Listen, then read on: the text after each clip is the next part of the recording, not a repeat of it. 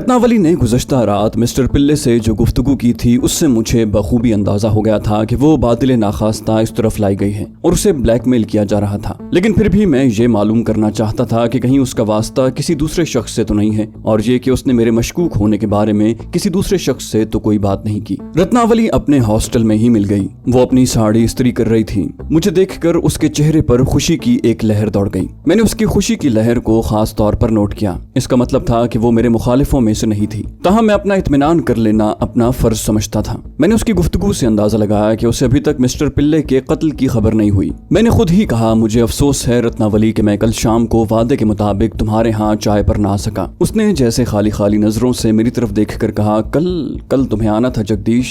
हाँ, याद आया, तुम कल क्यों नहीं आए? मैं चाय पर तुम्हारा इंतजार करती रही। मैंने उसकी आंखों में आंखें डाल दी और बिल्कुल साफ कह दिया, कल रात मिस्टर पिल्ले को तुम्हारे पास आना था, इसलिए मैं नहीं आया। रत्नावली पर जैसे बिजली सी गिर पड़ी। वो बुत बनी मेरी शक्ल तकने लगी। फिर उसने इस्त्री सीधी करके रखी, स्विच ऑफ किया और बोली, सच सच बताओ, तुम्हें पिल्ले के बारे में क्या कुछ मालूम है? मैं भगवान की सौगंध खाकर कह सकती हूँ कि मेरा उससे कोई ताल्लुक नहीं है। वो मुझे ब्लैकमेल कर रहा था। और रत्नावली सोफे पर बैठकर साड़ी का पल्लू आंखों पर रखकर आहिस्ता आहिस्ता सिसकियां भरने लगी। मैंने कहा, क्या तुम्हें ये खबर नहीं है कि कल रात मिस्टर पिल्ले का किसी ने खून कर दिया है? रत्नावली ने चेहरा उठाकर मेरी तरफ देखा। उसके चेहरे पर गहरी तमानियत थी, गहरा सुकून था, जैसे किसी ने उसके सर पर से कोई भारी बोझ उतार कर फेंक दिया हो। क्या तुम सच कह रहे हो जगदीश? मैंने कहा, उसकी लाश का क्रियाक्रम भी हो गया है।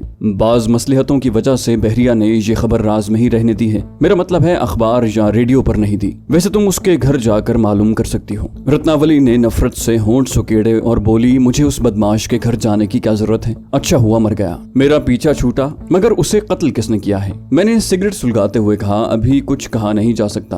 बहरिया और सिविल पुलिस तफ्तीश कर रही है। ख्याल यही है कि उसे सिन्हाली तखरीबकारों ने कत्ल किया है। अब रत्नावली ने मुझे सारी बात खोलकर बता दी। मिस्टर पिल्ले के पास रत्नावली के कुछ ऐसे राज थे जो अगर खुल जाते तो उसकी जिंदगी तबाह हो सकती थी। चुनाचे मिस्टर पिल्ले उसे ब्लैकमेल करता था। रत्नावली कह रही थी, एक रोज उसने मुझे कहा कि दिल्ली से एक इंटेलिजेंस ऑफिसर आया है, उसका नाम कैप्टन राम किशन मेहता है। उसने मुझे तुम्हारी तस्वीर भी दिखाई। फिर उसने कहा कि मुझे शक है कि ये शख्स यानी तुम सिन्हाली एजेंटों से मिले हुए हो। उसने मुझे मजबूर किया कि मैं तुम्हारी सुराग रसानी करूं। मुझे तुम अच्छे लगे थे और मुझे इससे कोई दिलचस्पी नहीं थी कि तुम क्या करते हो। फिर सौराष्ट्र से मिस्टर व्यास आए तो पिल्ले ने उसको खुश करने के लिए मुझे उसके पास रात को भेज दिया। बदकिस्मती से सिन्हाली तखरीबकारों ने उस रात जब मैं मिस्टर व्यास के कमरे से निकल कर आई तो उसे कत्ल कर दिया। मुझे कुछ मालूम नहीं था कि उसे किस गरज से कत्ल किया गया है। बहरहाल मैं डर गई कि कहीं पुलिस मुझे पकड़ न ले। मगर पिल्ले ने मेरे बारे में पुलिस को कुछ न बताया था। उसके बाद मुझे तुम्हारे जूते चुराने के लिए तुम्हारे होटल में भेजा। मैं इस बकबक से तंग आ गई थी, मगर जहाँ मेरी नौकरी थी मैं कहीं भाग भी नहीं सकती थी। मैं डर गई और उसके इशारों पर अमल करती रही। कल रात मैंने उसके आगे इल्तिजा की कि वो मुझे माफ कर दे और ये काम न ले, मगर उसने कल रात भी मुझे जान से मार दिए जाने की धमकी दी थी। भगवान की लीला निराली है। क्या मालूम था कि वो खुद इस दुनिया में नहीं रहेगा। मैं बड़े गौर से रत्नावली के एतराफात सुन रहा था। वो परेशान होकर बोली, किसी को मालूम तो नहीं कि वो आखिरी रात मुझसे मिलकर गया था? मैंने मुस्कुराकर कहा, सिवाय मेरे इस राज को कोई नहीं जानता, क्योंकि कल रात मैं उसका पीछा करता तुम्हारे कमरे तक आया था और तुम्हारे बंद कमरे की खिड़की से लगकर तुम दोनों की बातें सुनता रहा। फिर मैं यहाँ से वापस चला गया। सुबह मालूम हुआ कि जब पिल्ले यहाँ से वापस गया तो टावर हाउस के पास सिन्हाली एजेंटों ने हमला करके उसे हलाक कर दिया और उसकी लाश वाली जीप नागापली के इलाके में छोड़ दी। रत्नावली ने मेरा हाथ पकड़ लिया और भीगी आंखों से इल्तिजा की, भगवान के लिए मेरे बारे में पुलिस को न बताना। मैंने कहा, मद्रास से इंक्वायरी टीम भी आ चुकी है। हमें इब्तिदाई तफ्तीश से मालूम हुआ है कि खुद मिस्टर पिल्ले के सिन्हाली एजेंटों से ताल्लुकात थे और वो उनसे रुपए लेकर भारत के राज उन्हें बता दिया करता था। इस बार उसने एक राज बताने के इवज 10 लाख रुपए की रकम तलब की थी। सिन्हाली एजेंट उसे इतनी भारी रकम अदा नहीं कर सकते थे। उन्होंने उसे 50,000 रुपए पेश किए, मगर पिल्ले ने इनकार कर दिया। चुनाचे सिन्हाली एजेंटों ने उसे हलाक कर दिया, क्योंकि उन्हें ये खतरा महसूस होने लगा था कि पिल्ले उनके खुफिया ठिकानों की खबर हुकूमत को कर देगा। अब ये टॉप सीक्रेट केस है। तुम भी आज के बाद अपनी जबान बंद रखना। अगर तुमने किसी से भी भूल कर इसका जिक्र कर दिया कि पिल्ले तुम्हारे यहाँ आकर तुम्हें मिला करता था या वो तुम्हें ब्लैकमेल कर रहा था, तो न सिर्फ ये कि पुलिस तुम्हें पकड़ कर ले जाएगी, बल्कि सिन्हाली एजेंट भी तुम्हें जिंदा नहीं छोड़ेंगे। मैं रत्नावली को डराना चाहता था ताकि वो अपना मुंह हमेशा हमेशा के लिए बंद रखे। वो तो पहले ही से डरी हुई थी। मैं रत्नावली को इस सतह पर ले आया था कि जहां मैं उसे लाना चाहता था। मैंने उसके हाथ को अपने हाथ में थाम लिया और कहा, मैं किसी के आगे तुम्हारा नाम क्यों लूंगा भला? तुम अगर अपना मुंह बंद रखोगी तो मैं भी खामोश रहूंगा, क्योंकि ये बात हमारे भारतवर्ष की इज्जत और सिक्योरिटी का मसला है, और भारत माता के लिए तो हम भारतवासी अपनी जान भी कुर्बान कर सकते हैं। रत्नावली मेरे कदमों में गिर गई। उसकी तरफ से जो खदशे मुझे लाहक थे वो खत्म हो चुके थे। मैंने उसे ये पूछने की जरूरत महसूस न की कि वो कौन सा राज है जो मिस्टर पिल्ले के पास था और जिसकी वजह से वो उसे ब्लैकमेल कर रहा था। वैसे मैं इस दुबले पतले मद्रासी सिक्योरिटी ऑफिसर मिस्टर पिल्ले का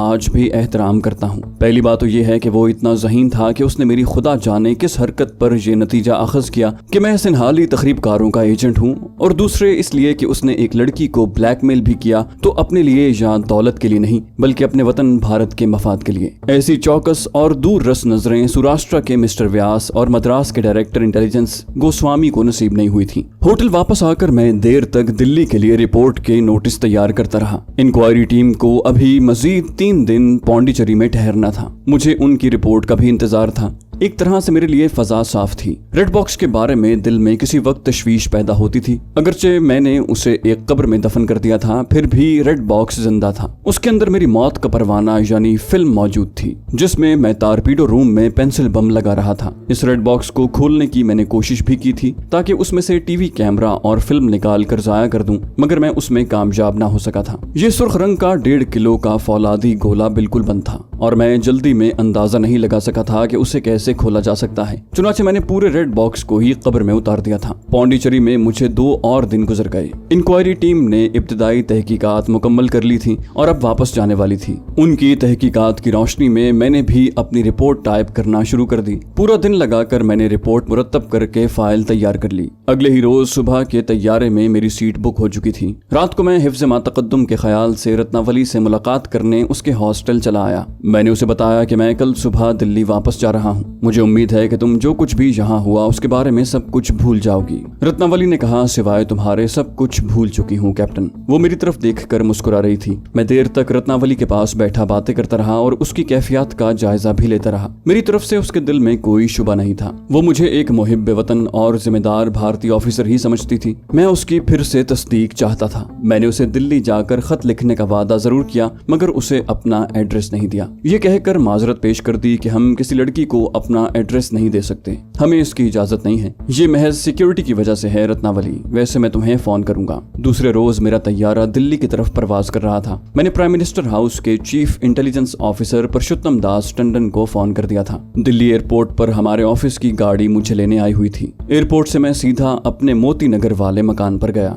माता जी ने मुझे देखते ही गले से लगा लिया। खुशी से उनकी आंखों में आंसू आ गए। कहने लगी, पुत्र किशन, अब इस तरह घर से मत जाना, हमें तुम्हारा कोई अता पता ही नहीं था। मैंने कहा, माता जी मेरी नौकरी ही ऐसी है। सुजाता और कृष्णा कैसी हैं? माता जी ने मेरी आरती उतारते हुए कहा, पुत्र तुमने आने की खबर भी नहीं दी, वरना सुजाता और कृष्णा बेटी तुम्हें लेने आ जाती। मैंने उसी वक्त सुजाता को फोन करके बताया कि मैं आ गया हूँ। वो बहुत खुश हुई, मगर साथ ही नाराजगी से बोली कि मैंने होटल वालों को क्यों मना कर दिया था कि कोई लड़की दिल्ली से फोन करे तो कह देना कि मैंने होटल छोड़ दिया है। मैंने हंसकर कहा, सुजाता तुम पढ़ी लिखी हो और जानती हो कि मैं कितनी नाजुक पोस्ट पर हूँ। हम भारत के रक्षाचारी हैं। अच्छा मैं दफ्तर जा रहा हूँ, शाम को लौट आऊंगा। वो बोली, मैं खुद आऊंगी, तुम दफ्तर से जल्दी आ जाना, मुझे तुमसे कुछ जरूरी बातें करनी है। मैंने कहा, कोई बात नहीं, मैं 5 बजे तक आ जाऊंगा। फोन बंद करके मैं सोचने लगा कि ये मुझसे किस किस्म की जरूरी बातें करना चाहती है। चाय की एक प्याली पीकर मैंने ब्रीफकेस संभाला और अपनी पुरानी एम्बेसडर गाड़ी में बैठकर दफ्तर की तरफ रवाना हो गया। दफ्तर में हर कोई खंदा पेशानी से मिला। मुकुंद लाल, स्टेनो खैराती लाल, नायब मुंशी और सेक्रेटरी नंबर 2 तिवाड़ी सभी मिलकर बहुत खुश हुए। सेक्रेटरी तिवाड़ी मुझे अपने कमरे में ले गया। मैंने उसे रिपोर्ट पेश की। उसने फिक्रमंद लहजे में कहा, सेंट्रल गवर्नमेंट की पूरी मशीनरी चौकस कर दी गई है। हमारा ख्याल था कि रक्षा मंत्री त्याग पत्र दे देंगे। तुम्हारी रिपोर्ट में क्या है? मैंने कहा, इसे पढ़ लीजिए। वैसे मैं तो इसी नतीजे पर पहुंचा हूं कि अगर हमने अपनी बाकायदा फौज उस इलाके में न भेजी तो सिन्हाली एजेंट इससे भी ज्यादा तबाही मचाएंगे। तिवाड़ी ने मेरी रिपोर्ट के वर्क उलटते हुए कहा, हम कहां कहां अपनी फौज भेजें, एक पंजाब ही हमारे काबू में नहीं आ रहा। भिंडारा वाला ने बड़े खौफनाक बयान देने शुरू कर दिए हैं। वो खालिस्तान का सुप्रीम कमांडर कहता है खुद को। मैं सिगरेट सुलगाए खामोशी से तिवाड़ी को सीक्रेट फाइल का मुताला करते हुए देखता रहा। चपड़ासी कॉफी रख कर चला गया। मैं कॉफी पीने लगा। तिवाड़ी ने फाइल बंद करने के बाद कहा, अब तुम्हें सीधा प्राइम मिनिस्टर सेक्रेटेरिएट जाकर टंडन साहब से मिलना है। उनका सुबह ही को फोन आ गया था कि कैप्टन मेहता को फाइल समेत मेरे पास भेज देना। प्राइम मिनिस्टर सेक्रेटेरिएट के इस चीफ इंटेलिजेंस ऑफिसर से मैं कतराता था, मगर उससे मुलाकात नागुज़ीर थी। वैसे भी उसकी ज़हनी कैफियत से मैं हमा वक्त बाखबर रहना चाहता था। ऑफिस की वैगन में बैठकर मैं प्राइम मिनिस्टर सेक्रेटेरिएट पहुंच गया। मिस्टर टंडन मेरा इंतजार कर रहा था। मुझे अंदर बुलाकर दरवाजा बंद कर दिया और चपरासी को हिदायत कर दी कि किसी को आने न दिया जाए। अपनी सेक्रेटरी से भी कह दिया कि आध घंटे तक कोई फोन कॉल न दी जाए। उसके बाद सबसे पहले मेरी रिपोर्ट का बगौर मुताला किया, फिर उसे बंद करके एक तरफ मेज की दराज में रख कर ताला लगाया और मुझसे बातें शुरू कर दी। एडमी आबदोस की तबाही, रेड बॉक्स की गुमशुदगी और पौंडीचेरी में 3 गार्ड्स और 2 इंटेलिजेंस अफसरों के कत्ल की वजह से वो बहुत परेशान था। कहने लगा, रक्षा मंत्रालय में बड़े पैमाने पर उथल पुथल हो रही है, कई अफसर तब्दील कर दिए गए हैं। अगर मेरा रिकॉर्ड तसल्ली बख्श ना होता तो मैं भी इस वक्त यहाँ ना होता। कॉफी के घूंट निगलने के बाद उसने प्याली मेज पर रख दी और अपने गंजे सर पर हाथ फेरते हुए बोला, कुछ समझ में नहीं आ रहा कि इतने सीनियर अफसरों के होते हुए दुर्घटना कैसे हो गई। रूसी कहते हैं कि हमारी सिक्योरिटी इस काबिल नहीं कि वो साउथ में उनकी इंस्टॉलेशंस की हिफाजत कर सके।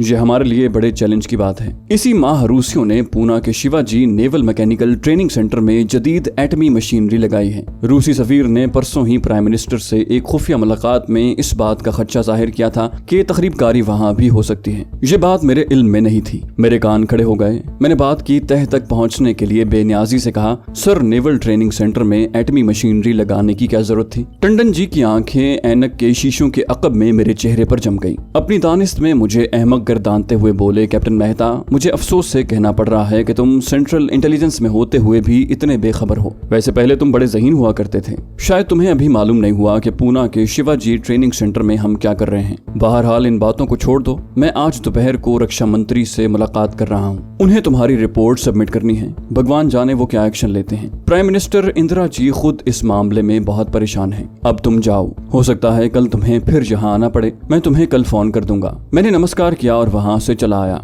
4 बजे तक दफ्तर में काम करता रहा। घर वापस आया तो सुजाता आई हुई थी। कृष्णा भी अपने बाल बच्चों के साथ मौजूद थी। मुझसे मिलकर बहुत खुश हुई। मेरी नजर उतारी और बोली, भैया तुम पहले से कुछ दुबले हो गए हो, मैं तुम्हारे लिए पंजीरी बनाकर भेजूंगी। सुजाता ने कहा, मैंने तुम्हें फोन इसलिए नहीं किया कि कहीं तुम यहाँ भी मेरा फोन सुनने से इनकार न कर दो। मैंने बात को हंसी में टालते हुए कहा, ऐसी कोई बात नहीं है, वो तो सिक्योरिटी का मामला था। अच्छा अब इसका जिक्र मत करना। मैंने उसके कान के करीब मुंह लाकर कहा, यहाँ किसी को बताना भी नहीं कि मैं पौंडीचेरी में था। ये भी सिक्योरिटी का मामला है। सुजाता ने मुस्कुराते हुए कहा, मैं इतनी बेवकूफ भी नहीं हूँ। मैंने आहिस्ता से कहा, वैसे तुम्हारे जिस रिश्तेदार ने तुम्हें मेरे बारे में बताया था कि मैं पौंडीचेरी के होटल में हूँ, उसने बड़ी गैर जिम्मेदारी का सबूत दिया है। अगर वो तुम्हारा रिश्तेदार न होता तो वो इस महकमे में नहीं रह सकता था। सुजाता ने मेरा बाजू पकड़कर कहा, अब इन बातों को छोड़ो। माहिश जी, माना आप बड़े अफसर हैं। माता जी लाइए, मैं चाय बनाती हूँ। माता जी ने चाय की केतली वहीं ट्रे में रख दी। बेटी मैं तो पहले ही चाय बनाती डर रही थी। कृष्णा ने कहा, भैया के लिए मैं चाय बनाऊंगी, लेकिन मैंने मना कर दिया।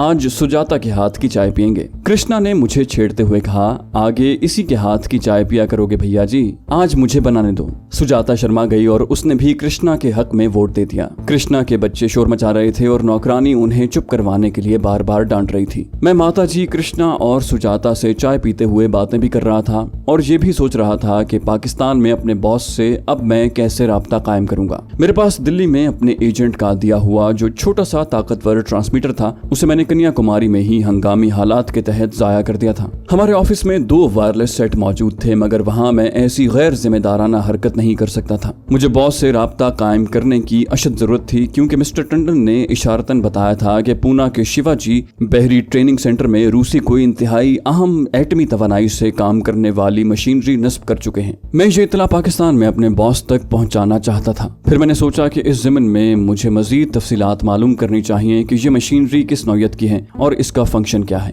सुजाता शाम को घर वापस चली गई। कृष्णा और उसके बच्चे हमारे घर में ही रहे। रात को उसका खावद हरि प्रसाद सराफ भी दुकान बंद करके आ गया। वो भी मुझसे मिलकर बहुत खुश हुआ और बोला, भाई हम तो ये समझे थे कि कैप्टन साहब बदेस के मुल्क के दौरे पर चले गए हैं। मैंने कोई जवाब न दिया और इधर उधर की बातें करने लगा। रात को खाना सबने मिलकर खाया। फिर माता जी पूजा पाठ में लग गईं। कृष्णा बच्चों को लेकर अपने कमरे में चली गई। उसका खावद हरि प्रसाद सराफ खिलाफ चला गया। मैं अपने कमरे में आ गया, दरवाजा बंद किया और पलंग पर लेटकर बहुत सी बातों के बारे में गौर फिक्र करने लगा। अभी तो इस मकान, इन नकली रिश्तेदारों और अपने ऑफिस में मैं बिल्कुल महफूज था। किसी पर मेरा राज नहीं खुला था। इसकी सबसे बड़ी वजह मेरे चेहरे की प्लास्टिक सर्जरी थी, जिसने मेरी शक्ल को हूबहू मरने वाले कैप्टन रामकिशन मेहता का हम शक्ल बना दिया था। रूसी एटमी आबदोज का मिशन बखैर खूबी अंजाम पा चुका था। बॉस ने अपने एक खुफिया मरमूज पैगाम में इस बात की तरफ इशारा किया था कि भारतीय हुकूमत मशरकी पंजाब की सरहद पर खुफिया तौर पर जदीद किस्म का दिफाई निजाम नस्ब कर रही है, जिसके बारे में पाकिस्तान को बाखबर रहने की अशद जरूरत थी,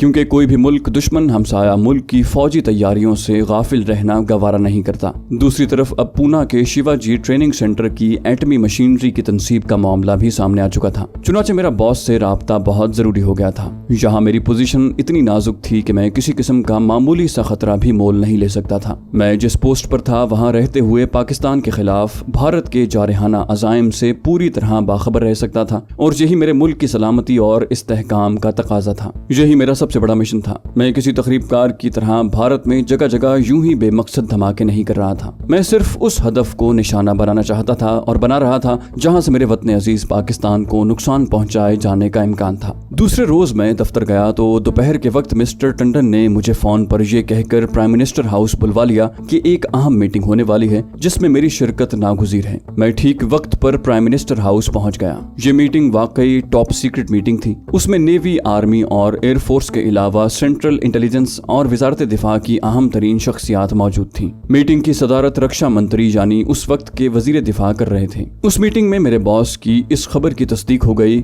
जिसकी तरफ से उसने अपने गुज़श्ता पैगाम में इशारा किया था। मालूम हुआ कि रूसियों की मदद से भारतीय हुकूमत खेमकरन और फजिल्का सेंटर में सरहद के साथ साथ जमीन से फजा में और जमीन से जमीन पर मार करने वाले गाइडेड मिसाइलों का एक खुदकार, इंतहाई तरक्की याफ्ता और कंप्यूटराइज्ड निजाम नस्ब कर रही है। इसका बुनियादी मकसद पाकिस्तान पर हमला करके कसूर की सरहद से पेशकदमी करके लाहौर को अपने घेरे में लेना था। ऐसा ही एक निजाम मकबूजा कश्मीर की तरफ भी नस्ब किया जाने वाला था। इस टॉप सीक्रेट मीटिंग में दूसरा पॉइंट जो ज़ेरे बहस आया वो पूना के शिवाजी नेवल ट्रेनिंग सेंटर में एटमी मशीनरी की तनसीबात के बारे में था। अब ये इंकशाफ हुआ कि इस नेवल ट्रेनिंग सेंटर में जो एटमी तनसीबात लगाई गई हैं उसका ताल्लुक बहरिया की ट्रेनिंग से बिल्कुल नहीं है, बल्कि वहाँ भारत के पहले एटम बम के लिए खुफिया तौर पर यूरेनियम की प्रोसेसिंग का काम हो रहा है। मेरे लिए ये इंकशाफ इंतहाई अहम और हैरान कर देने वाला था। भारतीय अबलाग आमा के जराए सुबह शाम शांति और अहिंसा का प्रचार कर रहे थे और भारत की वजीर आजम मिसेज इंदिरा गांधी भी बार बार यही कहती थी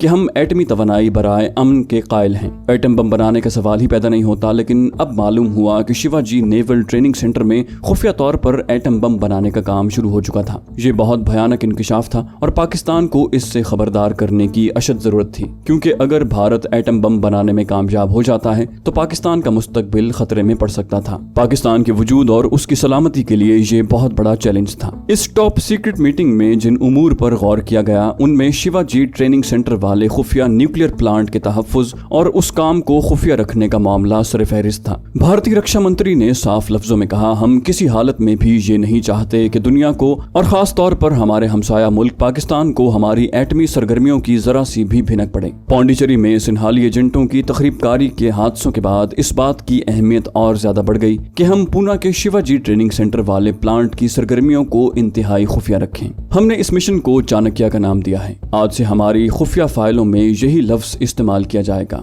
हम चाहते हैं कि इस ट्रेनिंग सेंटर के इर्द गिर्द महकमे के आला और तजुर्बेकार इंटेलिजेंस अफसरों को इस तरह तैनात करें कि कोई अजनबी शख्स तो क्या कोई परिंदा भी वहाँ पर न मार सके। मैं सबकी बातें बड़े गौर से सुन रहा था और एक एक लफ्ज जहन नशीन करता जा रहा था, क्योंकि हमें वहाँ कोई पॉइंट कागज पर नोट करने की इजाजत नहीं थी। एक दो बार मुझसे भी इजहार ख्याल के लिए कहा गया। मैंने एक जिम्मेदार और वतन परस्त भारतीय की तरह अपनी राय का इजहार कर दिया। ये खुफिया और इंतहाई अहम मीटिंग 2 घंटे तक जारी रही। उसके बाद हम सब से बारी बारी गीता पर हाथ रखकर हल्फ लिया गया कि हम भारत माता के लिए दिफाई राजों की अपनी जान देकर भी हिफाजत करेंगे। रक्षा मंत्री ने ये बात वाज़ेह कर दी कि इस हल्फ की जरूरत नहीं थी। आप सब लोगों की भारतवर्ष से वफादारियां शुकूक शुबहात से बालतर हैं, लेकिन मैं इस रस्म को पूरा करना चाहता था। मीटिंग बर्खास्त हो गई तो मिस्टर टंडन मुझे एक तरफ ले गए और कहने लगे, तुमने नोट किया होगा कि हमारे स्टाफ को ज्यादा अहमियत नहीं दी गई। इसकी वजह पौंडीचेरी वाली दुर्घटना है। सेंटर अब हमारे महकमे को ज्यादा अहम जिम्मेदारियां सौंपने से गुरेज कर रहा है और ये बात हमारे हक में अच्छी नहीं है। मैंने कहा, सर, इस सिलसिले में हमें अपनी कारकर्दगी दिखानी होगी ताकि हम साबित कर सकें कि हम इस काबिल हैं। टंडन ने मेरी बात काटते हुए खुश होकर कहा, यही मैं चाहता हूँ, मगर हम अपनी कारकर्दगी कहाँ दिखाएं? बस इस पॉइंट पर तुम्हें और मुझे गौर करना होगा। तुम नौजवान और ज़हीन हो, तिवाड़ी बूढ़ा हो रहा है, मुझे उसकी सोच पर ज्यादा भरोसा नहीं है। अब तुम जाओ, जो कुछ मैंने तुम्हें कहा है उस पर सोचो। हमें अपने ऑफिस का एतमाद बहाल करने की जरूरत है, दूसरी सूरत में हमारे तरक्की करने के इम्कानात बिल्कुल खत्म हो जाएंगे और ये भी मुमकिन है कि हमें वक्त से पहले रिटायर कर दिया जाए। मिस्टर टंडन ने मुझसे हाथ मिलाया और सर झुकाए कॉरिडोर में अपने ऑफिस की तरफ चल दिया। हमारा महकमा बराह रास्त टंडन के मातहत था और हमारी कारकर्दगी का असर उसके मंसूबाबंदियों पर बराह रास्त पड़ता था। उस वक्त मैं सिर्फ एक ही बात पर गौर कर रहा था कि इस खुफिया मीटिंग में जो धमाका खेज इंकशाफ हुआ है उसकी इत्तला अपने बॉस तक कैसे पहुंचाऊं। दिल्ली में यानी इस शहर में हमारा सिफारत खाना मौजूद था, मगर मुझे उस तरफ जाने की इजाजत नहीं थी। मुझे खास तौर पर हिदायत की गई थी कि खा कुछ भी क्यों ना हो जाए, मैं पाकिस्तानी सिफारत खाने से हरगिज रुजू न करूं, बल्कि कभी उस सड़क पर से भी न गुजरूं जिस सड़क पर हमारे सिफारत खाने की इमारत थी। वैसे भी इस किस्म के टॉप सीक्रेट बातें आमतौर पर सिफारत खानों तक नहीं पहुंचती। ये अहम काम मुझे खुद ही करना था। अब मैं इस खोज में रहने लगा कि मुझे छोटा सा ट्रांसमीटर सेट कहीं से मिल जाए जिसकी मदद से मैं बॉस से बात कर सकूं।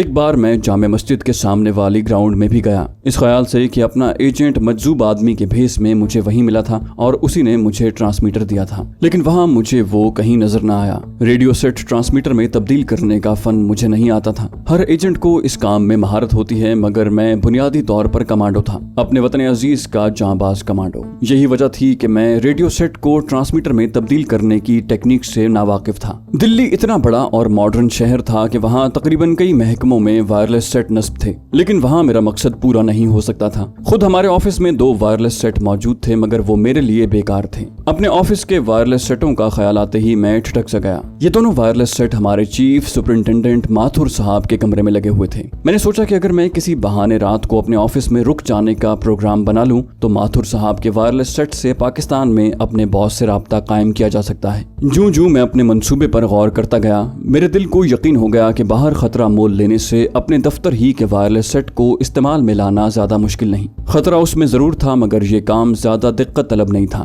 वहाँ 11 बजे तक रुक सकता था। चीफ सुपरिंटेंडेंट माथुर साहब का कमरा मेरे दफ्तर से 15-20 कदमों के फासले पर था। मैं इस दफ्तर में कई बार जा चुका था, मैं उसके पूरे हुदूद दरबे से वाकिफ था। इस कमरे में एक बाथरूम भी था और बाथरूम का एक दरवाजा दूसरी तरफ दफ्तर के अकबी लॉन की तरफ भी खुलता था। मेरे दिल ने इसी मंसूबे पर अमल करने की इजाजत दे दी।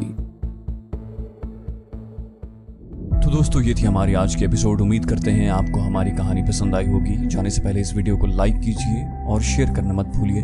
कमेंट करके हमें बताइए कि आपको हमारी वीडियो कैसी लगी, और अगर अभी तक आपने इस चैनल को सब्सक्राइब नहीं किया तो इसे सब्सक्राइब कीजिए और बेल आइकन दबाकर ऑल नोटिफिकेशंस ऑन कर लीजिए।